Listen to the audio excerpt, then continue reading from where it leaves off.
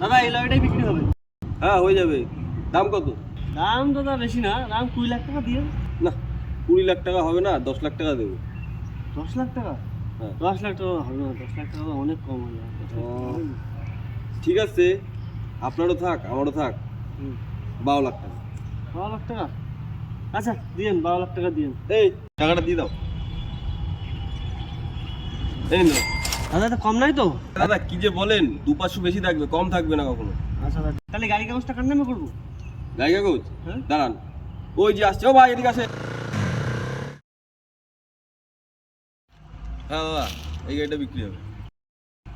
তা কত দাম? দাদা বেশি না, আপনি 30 লাখ টাকা দেবেন। 30 লাখ? হুম। এত বেশি না, 20। भारी मिस्टेक हो गया सर। আপনারও থাক আমারও থাক, এক কথা 25 লাখ টাকা দেবেন, যান। 25 লাখ? হ্যাঁ নিয়ে নিন, এন টাকা। এই টাকাটা রাখো। এই গাড়ি কাগজটা এর নামে করে দিও। না ডাক্তার, না ইঞ্জিনিয়ার, না সরকারি চাকরি, টাকা তো আছে শুধু দালালি।